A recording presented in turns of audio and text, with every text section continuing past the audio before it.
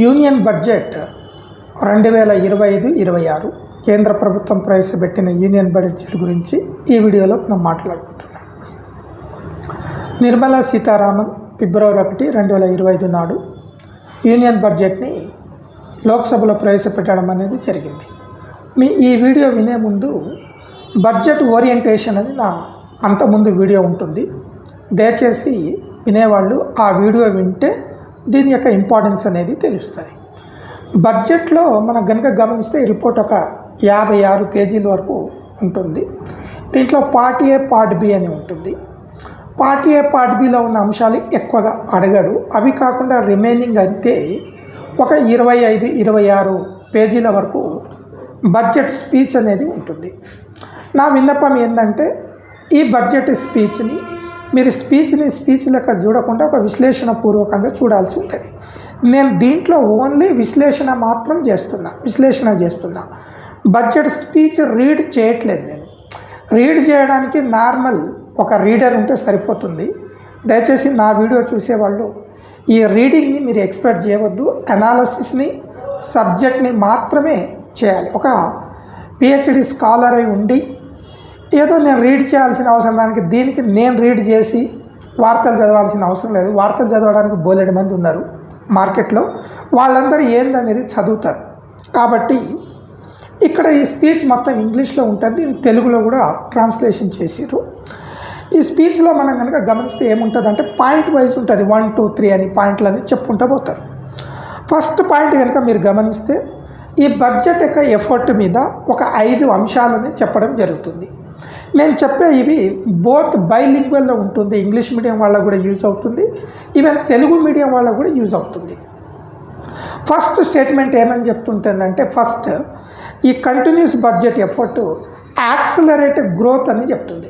Accelerate growth. Second one is the secure inclusive development. Third one is invigorate private sector investments. Fourth one is uplift household sentiments. Fifth one is enhance spending power of India's rising middle class అని అంటుంది. ఈ అంశాలను మనం గమనిస్తే ఇక్కడ observe చేయాల్సింది కేంద్ర ప్రభుత్వం యొక్క బడ్జెట్ 2025-26 బడ్జెట్ యొక్క మేజర్ ఎఫర్ట్స్ ఏంటిది అని మన క్వశ్చన్ అడగడానికి పాసిబిలిటీ ఉంది. లేదంటే కింది వాటిలో లేని ఎఫర్ట్స్ ఏంటిది అని. ఇవి నేను తెలుగులో కూడా మీకు చెప్తా, కంగారేమొద్దు.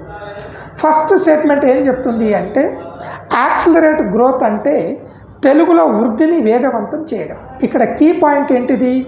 వృద్ధిని వేగవంతం చేయడం అంటే ఆర్థిక వృద్ధిని వేగవంతం చేయడం. ఆర్థిక వృద్ధిని వేగవంతం చేయడం అంటే 2025-26 సంవత్సరానికి ఎకనామిక్ వృద్ధి రేటును పెంచాలి. ఎందుకంటే ప్రపంచ దేశాల్లో 2025-26లో వృద్ధి రేటు పడిపోతుంది. ప్రపంచ దేశాల వృద్ధి రేటు పడిపోతున్నప్పుడు తెలంగాణలో వృద్ధి రేటుని పెంచగలగాలి. కాదు, ఇండియాలో వృద్ధి రేటుని పెంచగలగాలి. ఇండియాలో వృద్ధి రేటు పెంచాలి అంటే తెలంగాణలో వృద్ధి రేటు కూడా పెరగాలి. తెలంగాణ ఒకటే కాదు, ఆంధ్రప్రదేశ్లో వృద్ధి రేటు కూడా పెరగాలి. ఆంధ్రప్రదేశ్ ఒకటే కాదు, అన్ని రాష్ట్రాల యొక్క వృద్ధి రేటు పెరగాలి. ఇది అనాలసిస్ అంటారు.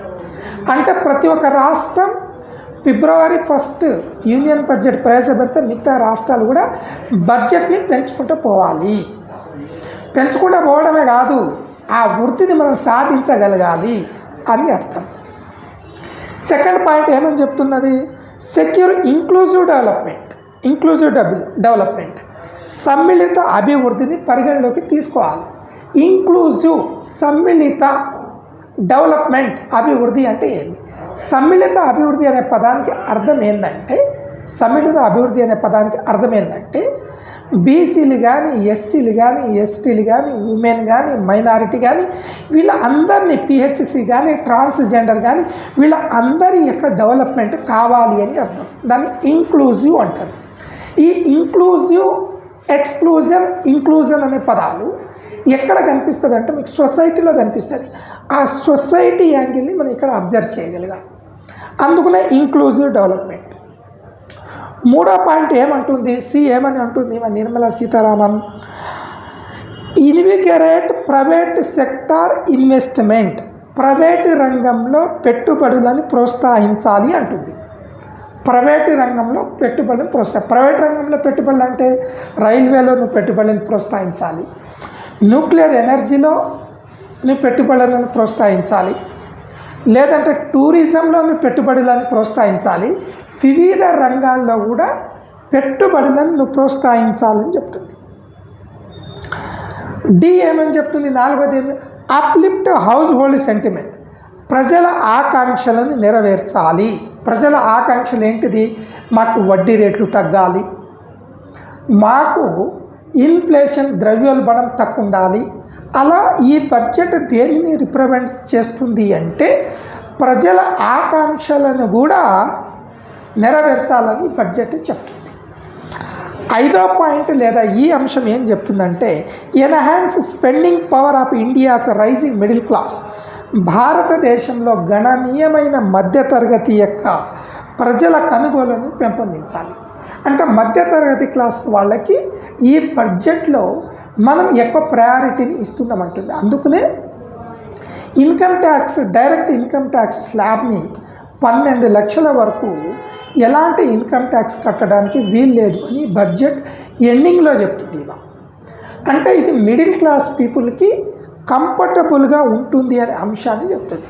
ఇప్పుడు దీన్ని బేస్ చేసుకొని మనకు ఎలాంటి టైప్ ఆఫ్ క్వశ్చన్ అడుగుతాడు, మనం ఎట్లా ప్రిపరేషన్ కావాలి, మరి బడ్జెట్ని స్టేట్మెంట్ లెక్కనే చూసి ఫిబ్రవరిలో ఆహా ఓ అనేసి 2025లో మార్చిలో మర్చిపోదామా? కాదు.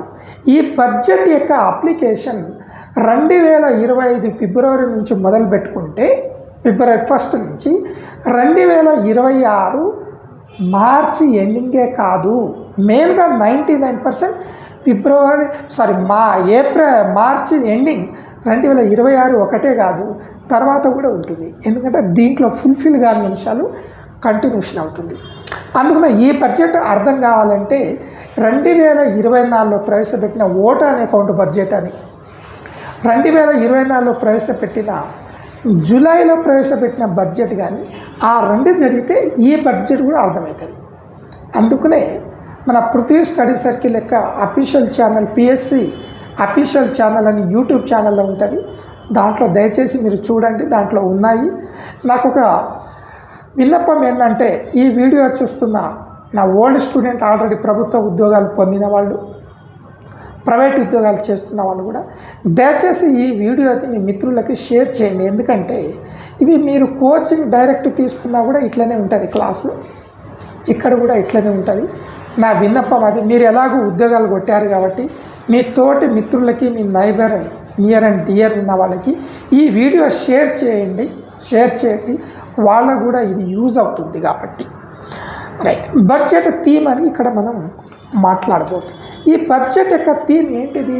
ఎందుకు ఇంత థీమ్ చెప్పబోతున్నాం? ఎందుకు 2025 యొక్క బడ్జెట్ చాలా ఇంపార్టెంట్ అవుతుంది అంటే ఇక్కడ మనకు ఒక అనాలిసిస్ బ్యాక్గ్రౌండ్లో తెలిసి ఉండాలి. ఏమని అంటే sustainable development growth, sustainable development goals అనేవి ఉన్నాయి.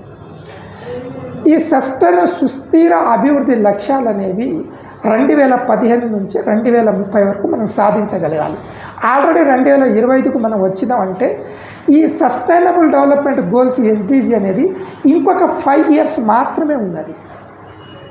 ఇంకొక 5 ఇయర్స్ మాత్రమే ఉంది కాబట్టి బడ్జెట్లో ఒక మాట అంటది నిర్మలా సీతారామన్ గారు. ఏమని అంటే next 5 years is a unique opportunity to realise Sabka Vikas that stimulating the balanced growth of all regions అంటది. అంటే అర్థం ఏంటిది? రాబోయే 5 సంవత్సరాలు అనేది అన్ని ప్రాంతాల అభివృద్ధిని ప్రోత్సహించాలి. అందుకనే ఇది మాకు సబ్కా వికాస్ అని అంటది. సబ్కా వికాస్ అనేది హిందీ పదం సబ్కా వికాస్ అంటే అందరి యొక్క ఆకాంక్షలను మనం నెరవేర్చాలి అని అర్థం. అన్ని ప్రాంతాల యొక్క అభివృద్ధిని ప్రోత్సహించాలి. అందుకనే ఈ బడ్జెట్లో ఈ స్టేట్మెంట్ ఉంటుంది. ఏమని? రాబోయే 5 సంవత్సరాలు అనేవి మనకు ఒక వినూతనమైన అవకాశము అనేది ఉన్నది. రాబోయే 5 సంవత్సరాలు మనము ఒక అవకాశాన్ని మనం సాధించవలసి ఉంటుందని. ఎందుకు రాబోయే 5 సంవత్సరాలు ఇప్పుడు ఎందుకు గుర్తుకొచ్చిందమ్మా నీకు? నిర్మలా సీతారామన్ గారు అంటే సస్టైనబుల్ డెవలప్మెంట్ గోల్స్ 2030 నాటికి సాధించగలగాలి కాబట్టి 2025 నుంచి ఇంకా 5 years ఉన్నది కాబట్టి అందుకనే ఈ మాట ఇక్కడ ఉంటుంది. మరి దీన్ని మనకి ఎగ్జామినర్ ఎట్లా అడుగుతాడు సార్ అంటే ఎస్, సస్టైనబుల్ డెవలప్మెంట్ గోల్స్ మొత్తము 17 ఉంటాయి, 17 అంశాలు ఉంటాయి. ప్రతిదీ కూడా మీ బ్రెయిన్లో ఉండాలి. గతంలో కంటే సస్టైనబుల్ డెవలప్మెంట్ ఈ 5 సంవత్సరాల్లో ఎస్పెషల్లీ 2025-26లో చాలా ముఖ్యం. పోటీ పరీక్షలు అది పక్కా వస్తాయి. ఇది పృథ్వీ సార్ మాట. పోటీ పరీక్షలకి రాచబాట అంటే అర్థం, పోటీ పరీక్షల్లో పృథ్వీ సార్ చెప్పిందంటే క్వశ్చన్ వస్తుంది. అది నువ్వు గ్రూప్ 1, గ్రూప్ 2, గ్రూప్ 3కి వస్తుందా, ఎస్ఐ కానిస్టేబుల్కి వస్తుందా, ఎస్ఎస్సి ఆర్ఆర్బికి వస్తుందా,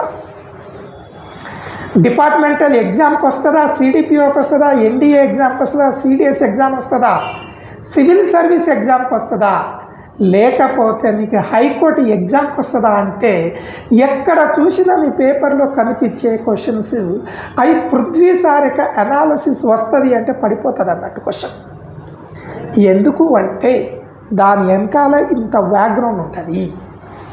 ఇక్కడ నిర్మలా సీతారామన్ గారు ఒక స్టేట్మెంట్ ఇచ్చారు. ఏమని అంటే దేశం అంటే మట్టి కాదోయ్, దేశం అంటే మనుషులోయ్ అని గురజాడ అప్పారావు గారు ఎప్పుడో చెప్పిన ఈ మాటను ఇప్పుడు చెప్పారు. ఎందుకు అంటే భారతదేశం ప్రపంచంలో అత్యున్నత జనాభా గల దేశమైంది. అందులో భారతదేశం అంటే మట్టి కాదు నాయన, ఇక్కడ మనుషులు ఉన్నారని చెప్తుంది. ఎందుకంటే ఈమె తమిళనాడు ఆవిడ. ఇక్కడ నీకు సౌత్లో ఎవరైనా తెలుగు వాళ్ళు పోయారంటే కహాసే ఆయా అంటే ఢిల్లీలో మద్రాసే ఆయా అంటారు. వాడికి మద్రాసే ఆయా అంటే తెలుగు వాళ్ళు ఉందని తెలియదు, మద్రాసు ఒకటే తెలుసు. ఇప్పుడు గురజాడ అప్పారావు గారి యొక్క ప్రాంతం గతంలో తెలుగు ప్రాంతం ఇది మద్రాసు కిందికి ఉన్నది కాబట్టి తెలుగు వాళ్ళ మా గురజాడ గురించి చెప్పిందని ఆమె అంటుంది, నాయన గురజాడ ఎక్కడో కాదు మా మద్రాసు నుంచే ఉంటే నేను తమిళనాడుని అని చెప్తుంది ఆమె. Yes, that is the point. అందుకునే ఇక్కడ ఆయన యొక్క స్టేట్మెంట్ని చెప్పి ఏం చెప్తుంది అంటే ఒక 6 అంశాలని వికసిత భారత్గా మేము చేయబోతున్నాం. ఈ వికసిత భారత్ చేయాలి అంటే నేను ఇక్కడ ఒక 6 అంశాలని చెప్తున్నా అని చెప్తుంది. వికసిత భారత్ అనేది హిందీ పదం. ఇంగ్లీష్లో డెవలప్డ్ కంట్రీ. భారతదేశం డెవలప్డ్ కంట్రీ ఎప్పుడు అవుతుంది అనే లక్ష్యంతో పనిచేస్తున్నాం అంటే 2047 నాటికి 2047 ఎందుకు అంటే భారతదేశానికి 1947లో ఇండిపెండెన్స్ వచ్చింది. 2047కి 100 years అవుతుంది కాబట్టి దాని హిందీలో వికసిత భారత్ అంటున్నారు. పోటీ పరీక్షల్లో కూడా మీకు వికసిత భారత్ అని వస్తుంది. చూశారా గమ్మత్తు? ఈ హిందీ పదము వికసిత భారత్ అంటే డెవలప్డ్ ఇండియా. అందుకనే భారత్ అనే పదం మనం ఎక్కడ చెప్తామంటే రాజ్యాంగంలో ఆర్టికల్ 1లో ఉన్నది. రాజ్యాంగం ఆర్టికల్ 1 ఏం చెప్తుందంటే ఇండియా దట్ ఈస్ భారత్ అంటది. ఇండియా అంటేనే భారత్. ఇండియా అనేది ఇంగ్లీష్ పదం, భారత్ అనేది హిందీ పదం. రాజ్యాంగం రాసినప్పుడు రాజ్యాంగంలో ఇండియా దట్ ఈస్ భారత్ అన్నారు, ఎక్కడైనా ఇండియానే వాడుతున్నారు. కానీ 2023, 2024, 2025 నుంచి మనం ఇండియా కంటే భారత్ని వాడుతున్నాం. అందుకనే వికసిత భారత్ అంటున్నాం. అందుకనే కాంపిటేటివ్ ఎగ్జామ్లో ఆర్టికల్ 1 మీద కూడా క్వశ్చన్ అడుగుతాడు. ఎందుకంటే ఆర్టికల్ 1ని కూడా మనం మార్చినాం. ఇప్పుడు ఏం మార్చినామంటే అక్కడ ఇండియా కంటే భారత్ని ఎక్కువగా ఉపయోగించుకుంటున్నాము. చూసారా ఎంత మార్పు ఉన్నది? అప్పుడు 5 అంశాలు, ఈ 6 అంశాలని నేను ఫస్ట్లో ఇంగ్లీష్లో చెప్తాను మీకు, ఆ తర్వాత తెలుగులో చెప్తాను. ఫస్ట్ ఏం చెప్తుంది అంటే జీరో పావర్టీ. మనం డెవలప్డ్ స్టేట్ అంటే ఇక్కడ రాజ్యం అని అర్థం. రాజ్యం అంటే భారతదేశం అని అర్థం. అంతేగాని స్టేట్ అంటే తెలంగాణ, ఆంధ్రప్రదేశ్ కాదు. ఇంగ్లీష్లో స్టేట్ అంటే రాజ్యం. రాజ్యం అంటే రాష్ట్రం కూడా వస్తుంది, తెలుగులో దేశం కూడా వస్తుందని మనం అర్థం చేసుకోవాలి. ఇక్కడ మనకు 6 అంశాలు. జీరో పావర్టీ, 0 పేదరికం మనం సాధించగలగాలి. ఇది బడ్జెట్లో చెప్తుంది. Second, 100% good quality school education కావాలంటది.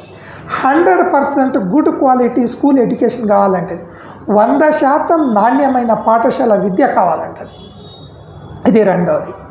మూడవది ఏంటంటే access to high quality, affordable and comprehensive health care అని చెప్తుంది. అంటే అందుబాటులో నాణ్యమైన సరసమైన సమగ్ర ఆరోగ్య సేవలు అందాలని. దయచేసి వీడియో చూసేటప్పుడు మీరు ఈ మెటీరియల్ని బడ్జెట్ స్పీచ్ని దగ్గర పెట్టుకొని ఈ వీడియో వింటే మీకు చాలా బాగా యూజ్ అవుతుంది. దయచేసి నా రిక్వెస్ట్ ఏంటంటే అది ముందలు పెట్టుకొని చదవండి, మీకు దాని వాల్యూ తెలుస్తుంది. తెలుగులో కానీ ఇంగ్లీష్లో కానీ ఏ మీడియంలో అయినా దాని ముందు ఒకసారి చదివేసి వీడియో అయిందండి. డైరెక్ట్ వీడియో అయింటే గుట్టెత్తిపోయి గడ్డిలో నిద్రపోయినట్టు పాప ఆ ఎద్దుకి కనబడదన్నమాట, కానీ ఆమె నిద్రపోతున్నది గడ్డే అన్నట్టు. అట్లాగనే విద్యార్థికి ఇక్కడ కాంపిటేటివ్ ఎగ్జామ్ ప్రిపేర్ అయ్యాడు, క్వశ్చన్ ఇక్కడే వస్తుంది, కానీ ఎక్కడో ఎతుకుతూ ఉంటాడు. ఎక్కడ ఎతకాల్సిన అవసరం లేదు, పృథ్వీ సార్ చెప్తాడు, అది ఎగ్జామ్లో దిగిపోతుంది అంతే. Access to high quality affordable comprehensive health care అని అన్నాడు. అందుబాటులో నాణ్యమైన సరసమైన సమగ్రమైన ఆరోగ్య సేవలు అంటే ఎస్, ఈ 3 స్టేట్మెంట్లు. ఇవే మూడోది కాకుండా నాలుగోది ఏమంటే 100% skilled labour with meaningful employment. 100% skilled labour with meaningful employment అంటారు. ఎస్ అంటే నైపుణ్యం కలిగిన శ్రామిక శక్తితో ఫలవంతమైన ఉద్యోగాలు 100% స్కిల్డ్ లేబర్ మనకు కావాలి, ఫలమైన నైపుణ్యం కలిగిన వాళ్ళు కావాలి అని అంటుంది. ఎస్ ఐదవది ఏంటంటే 70% ఉమెన్ ఇన్ ఎకనామిక్ యాక్టివిటీస్ అంటది. ఉమెన్ 100% అవ్వలేదు అనలేదు, 50% అనలేదు, 70% ఉమెన్ ఇన్ ఎకనామిక్ యాక్టివిటీస్ అన్నది. ఆర్థిక కార్యకలాపాల్లో 70% మహిళల భాగస్వామ్యం ఉండాలి అని చెప్పింది బడ్జెట్లో. 6వ పాయింట్ ఏమని చెప్తుంది అంటే farmers making our country the food basket of the world అంటది. Farmers making our country the food basket of the world. రైతులు మన దేశాన్ని ప్రపంచానికి ఆహార కేంద్రంగా మారుస్తున్నారు. ప్రపంచం మొత్తానికి ఆహారం కావాలి అంటే మన రైతులు మారుస్తారు అంటుంది. ఎస్ క్వశ్చన్ ఎట్లా అడుగుతాడు, భారతదేశం 2047 నాటికి డెవలప్డ్ దేశంగా అభివృద్ధి కావాలి అంటే నేను 2025-26 బడ్జెట్లో ఒక 6 అంశాలని చెప్తున్నా. ఇవి మనం సాధించగలిగినామంటే మనం డెవలప్డ్ కంట్రీగా అవతరించబోతున్నాం 2027 నాటికి. నాకు ఇప్పుడు డౌట్ వచ్చింది, మరి ఈమె ఇప్పుడే జీరో పావర్టీ అని ఎందుకన్నది, పేదరికం లేకుండా పోవాలి అని ఎందుకన్నది అని నాకు డౌట్ వచ్చింది. ఈమె చెప్పిన 6 అంశాలు కూడా మీకు సస్టైనబుల్ డెవలప్మెంట్ గోల్స్లో కనుక 17 కనుక చెప్తే ఆ 17లో ఉన్నాయని ఈ 6లో ఉన్నాయి. అంటే మీకు సస్టైనబుల్ డెవలప్మెంట్ కనుక తెలిస్తే ఇవి గుర్తుంటుంది, ఇవి కనుక తెలిస్తే సస్టైనబుల్ డెవలప్మెంట్ గోల్ నీకు తెలియాలి. చూసారా గమ్మత్? అందుకనే నేను విశ్లేషణ అన్నా కానీ నేను వార్తలు చదివే విలేకరు కాదు, లేదంటే యూట్యూబ్ ఛానల్లో న్యూస్ చదివే వాళ్ళని కాదు. నేను గట్ల అర్థం చేసుకోవాలి జరా. ఏంటంటే జీరో పావర్టీ. ఎందుకు జీరో పావర్టీ? 2014 నుంచి 2024 వరకు పేదరికం 10% తగ్గిందనే విషయం బడ్జెట్లో చెప్పారు. సోషల్ ఎకనామిక్స్ సర్వే 23-24లో కూడా చెప్పారు, 23-24లో కూడా చెప్పారు, 24-25లో కూడా అదే పాయింట్ ఉంటుంది. మీరు సస్టైనబుల్ డెవలప్మెంట్ గోల్ ఎస్డిజిలో ఫస్ట్ గోల్ ఏముంది? నో పావర్టీ అని ఉంది. అక్కడ నో పావర్టీ అని ఉంటే ఇక్కడ జీరో పావర్టీ అని ఉన్నది. జర ఇంగ్లీష్ పదాలు తెలుగు పదాలు జర జాగ్రత్త. రెండోది ఏమని చెప్తుంది? 100% గుడ్ క్వాలిటీ స్కూల్ ఎడ్యుకేషన్ అన్నది. 100% గుడ్ క్వాలిటీ స్కూల్ ఎడ్యుకేషన్ అన్నది కానీ వేరేది అనలేదు. ఎడ్యుకేషన్లో రకాలు ఉంటుంది. స్కూల్ ఎడ్యుకేషన్ ఉంటుంది, ప్రైమరీ ఎడ్యుకేషన్ ఉంటుంది, upper primary education 10th class వరకు స్కూల్ ఎడ్యుకేషన్ అంటారు. హయ్యర్ ఎడ్యుకేషన్ ఉంటుంది, స్కూల్ ఎడ్యుకేషన్. కాంపిటేటివ్ ఎగ్జామ్లో క్వశ్చన్ ఇచ్చినప్పుడు to achieve 100% good quality in higher education అని ఉంటుంది. స్కూల్ అనే పదం తీసేసి హయ్యర్ ఎడ్యుకేషన్ పెట్టేస్తారు. నేను కరెక్ట్గా పెట్టేసి వచ్చినా అనుకుంటాను, కానీ ఆ స్కూల్ అనే దగ్గర హయ్యర్ ఎడ్యుకేషన్. అందుకనే విద్య అనేది చాలా ఇంపార్టెంట్. పాలిటీలో ఆర్టికల్ 21 క్యాపిటల్ ఏ ఉంటుంది ఎడ్యుకేషన్ గురించి. ఎడ్యుకేషన్ అనేది పాలిటీలో కాంకరెంట్ లిస్ట్ కిందికి ఉంటుంది. కాంపిటేటివ్ ఎగ్జామ్లో దాన్ని బాగా అడుగుతాడు. ఎందుకంటే ఎడ్యుకేషన్ కాంకరెంట్ లిస్ట్లో పెట్టిన తర్వాత చట్టం పెట్టింది 1 ఇయరు, అమల్లోకి వచ్చింది 1 ఇయరు, కాంకరెంట్లో ఉన్నది ఒకప్పుడు. ఇవన్నీ కూడా తేడా ఉంటుంది. కాబట్టి మీరు పాలిటీలో ఎడ్యుకేషన్ చదివేటప్పుడు అక్కడ జర జాగ్రత్తగా చూసుకొని పోవాలి. మరి సస్టైనబుల్ డెవలప్మెంట్లో ఎడ్యుకేషన్ గురించి ఎక్కడుంది? క్వాలిటీ ఎడ్యుకేషన్ అని ఉంటుంది. చూసిన పదం క్వాలిటీ ఎడ్యుకేషన్ సస్టైనబుల్ డెవలప్మెంట్లో ఫోర్త్ వన్ కాబట్టి ఇది జాగ్రత్త. మరి హెల్త్ గురించి హెల్త్ కేర్ అని చెప్పారు కదా, మరి సస్టైనబుల్ డెవలప్మెంట్లో హెల్త్ కేర్ గురించి ఎక్కడుంది? 3వ అంశం ఉంటుంది. 3వ అంశం ఏమని ఉంటుందంటే సస్టైనబుల్ డెవలప్మెంట్లో good health and well being అని ఉంటుంది. అది 3వది అక్కడ. అందుకని మీకు సస్టైనబుల్ డెవలప్మెంట్లో మ్యాచ్ ది ఫాలోయింగ్ అని క్వశ్చన్ అడగవచ్చు. కింది వాటిలో ఏది సరి అయిందని అడగవచ్చు, కింది వాటిలో ఏది సరి కాదని అడగవచ్చు. అక్కడ ఎందుకు అడుగుతాడు అంటే ఇవి ఇంపార్టెంట్. ఇప్పుడు 2025 నుంచి కూడా సస్టైనబుల్ డెవలప్మెంట్ చాలా ఇంపార్టెంట్ అన్నట్టు. కాబట్టి ఇక్కడ కూడా మనం జాగ్రత్తగా ఉండాలి. హెల్త్ గురించి ఏ సస్టైనబుల్ డెవలప్మెంట్ చెప్తుంది అంటే 3వది చెప్తుంది. ఇక మన బడ్జెట్లో ఏమని చెప్తుందంటే 100% skilled labour with meaningful employment అని చెప్తుంది. 70% ఉమెన్ ఇన్ ఎకనామిక్ యాక్టివిటీస్ అని ఇక్కడ చెప్తారు. ఈ రెండు కలిపి సస్టైనబుల్ డెవలప్మెంట్లో 8వ గోల్ కిందికి మనం చూడవచ్చు. దాన్ని 8వ గోల్ ఏమని చెప్తుంది? Decent work and economic growth అని చెప్తుంది. Decent work and economic growth అని చెప్తుంది. అక్కడ సస్టైనబుల్ డెవలప్మెంట్లో decent work and economic growth ఉంది కాబట్టి ఇక్కడ పెట్టారు. ఆర్థిక వృద్ధి మంచిగా ఉండాలి, పనిచేసే చోట ఆరోగ్యకరమైన వాతావరణం ఉండాలి, పనిచేసే వాళ్ళకి సరి అయిన వేతనాన్ని ఇవ్వాలి అనేది సస్టైనబుల్ డెవలప్మెంట్ గోల్లో 8వ పాయింట్ చెప్తారు. మరి బడ్జెట్లో ఏం చెప్తుంది? 70% ఉమెన్ ఎకనామిక్ యాక్టివిటీస్లో పార్టిసిపేట్ చేయాలని. ఇంకొక అంశం సస్టైనబుల్ డెవలప్మెంట్ గోల్లో 2వది ఉంటుంది, జీరో హంగర్ అని ఉంటుంది. Zero hunger. మరి ఇక్కడ బడ్జెట్లో ఏం చెప్తుంది? భారతదేశంలో ఉన్న మన రైతులు మన దేశాన్ని ప్రపంచానికి ఆహార కేంద్రంగా మారుస్తారు అని చెప్తుంది. ఎందుకు మారుస్తారు అంటే సస్టైనబుల్ డెవలప్మెంట్ గోల్లో జీరో హంగర్ ఉంది కాబట్టి. అంటే దీని విశ్లేషణ ఏమని అర్థం చేసుకోవాలి మీరు? బడ్జెట్లో ఉన్న 5వ పాయింట్ సస్టైనబుల్ డెవలప్మెంట్ గోల్స్ని సమ్మిళితం చేసి బడ్జెట్ ఇచ్చారని అర్థం. కాబట్టి మిత్రులారా, ఈ వీడియో వింటున్న మేడంకి సార్కి నేను చెప్పేది ఏంటంటే మీరు సస్టైనబుల్ డెవలప్మెంట్ గోల్ని ఇంటిగ్రేట్ చేసి కనుక దీన్ని కనుక చదవగలిగితే మీకు ఒకే దెబ్బకు 2 పిట్టలు పడతాయి. ఒక పిట్టేమో బడ్జెట్ ఎకానమీ పిట్ట, ఇంకొక పిట్టేమో పర్యావరణం పిట్ట. అది సస్టైనబుల్ డెవలప్మెంట్ గోల్కి సంబంధించిన వాటిలో ఎకానమీ ఉంటుంది, పర్యావరణం కూడా ఉంటుంది.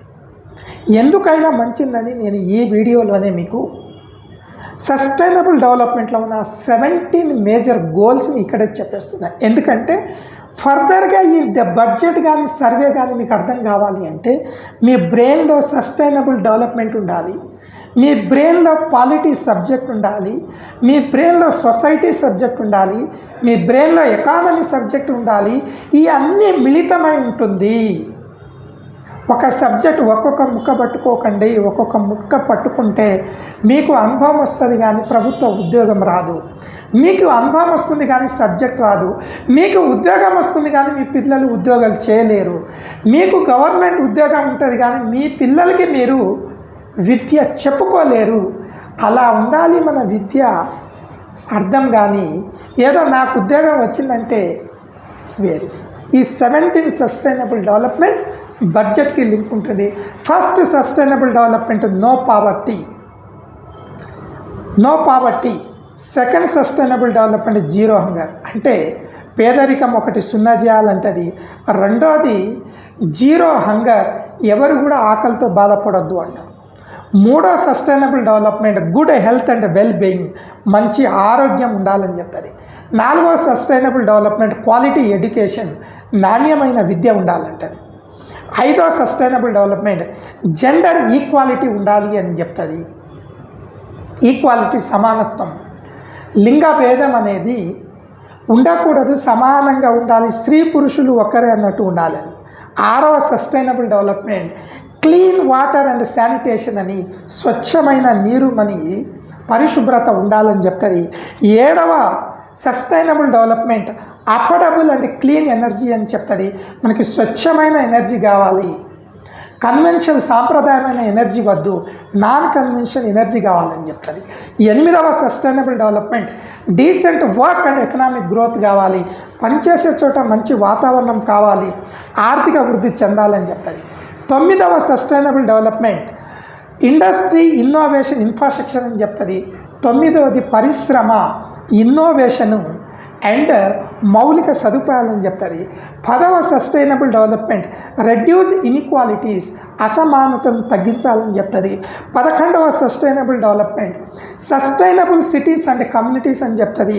సుస్థిరమైన సిటీలు ఉండాలి, కమ్యూనిటీలు ఉండాలి, గొడవలు లేకుండా అందరికీ శాంతితో ఉండాలని చెప్తుంది. 12th sustainable development responsible consumption and production ఉండాలి, బాధ్యతాయుతమైన వినియోగం ఉత్పత్తి ఉండాలి. 13వ సస్టైనబుల్ డెవలప్మెంట్ క్లైమేట్ యాక్షన్, వాతావరణ మార్పులకు సంబంధించింది. 14వ sustainable development life below the water, life below the water అంటే సముద్రం కానీ చెరువులు కానీ ఆ జీవరాశులకు సంబంధించింది. 15వ sustainable development life on land, భూమి మీద జీవిస్తున్న జీవరాశులకు సంబంధించింది. 16వ sustainable development peace, justice and strong institution, శాంతి, న్యాయం అండ్ బలమైన సంస్థలు ఉండాలి. 17వ sustainable development partnership for the goals, like partnership for the goals అనేది ఉండాలని 17వ సస్టైనబుల్. ఈ సస్టైనబుల్ డెవలప్మెంట్ మీద మనకు పూర్తిగా కమాండ్ కనుక ఉంటే మనకు బడ్జెట్ అర్థవంతంగా అర్థమవుతుంది. నేను ఇవి ఎందుకు చెప్తున్నా అంటే కమింగ్ వీడియోస్ మీకు అర్థం కావాలి అంటే, బడ్జెట్ అర్థం కావాలి అంటే సస్టైనబుల్ డెవలప్మెంట్ని మీరు జాగ్రత్తగా చూసుకోండి. కంపల్సరీ వీటి యొక్క అంశాలు మీరు గుర్తుపెట్టుకోవాల్సిన అవసరం ఉంటుంది.